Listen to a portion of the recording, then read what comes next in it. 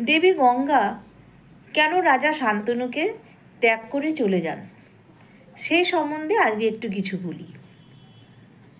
ব্রহ্মার অভিশাপে রাজা বিষ শান্তনু রূপে মর্ত্যলোকে জন্মগ্রহণ করেন।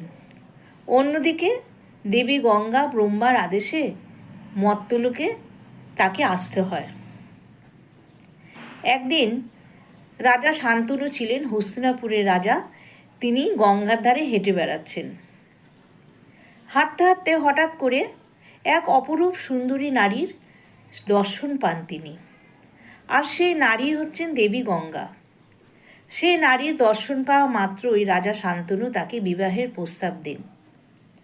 কিন্তু দেবী গঙ্গা বলেন যে হ্যাঁ, তিনি বিয়ে করতে পারেন, কিন্তু তাকে কিছু শর্ত পালন করতে হবে। রাজা শান্তনু বললেন, কি শর্ত আপনার? তখন দেবী গঙ্গা বললেন যে আমার শর্ত হলো, আমি যে কোনো কাজ করব, কোনো কাজে আমাকে বাধা দেবেন না এবং কোনো রকম কটু কথা বলবেন না।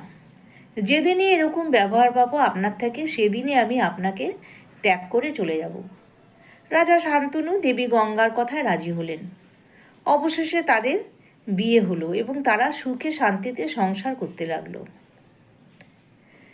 কিছুদিন পর দেবী গঙ্গার একটি পুত্র সন্তান হয়।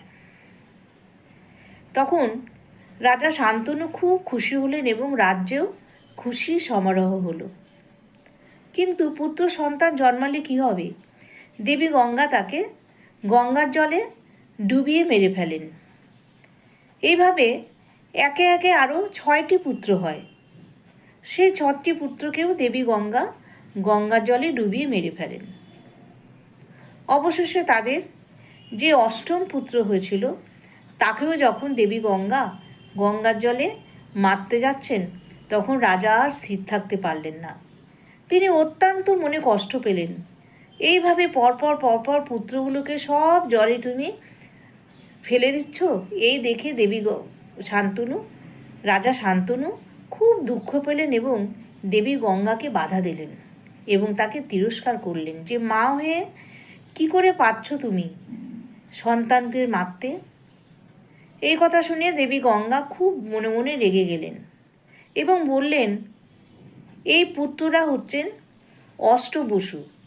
এরা পৃথিবীতে অভিশাপ হয়ে মর্ত্যলোকে জন্মগ্রহণ করেছিল এবং সেই অভিশাপ লঙ্ঘন করার জন্য তারা আমার গর্ভে জন্ম নেওয়ার জন্য অনুরোধ করেছিল। আর সেই জন্যে আমি তাদের জন্ম দিলাম। জন্ম দিতে গিয়ে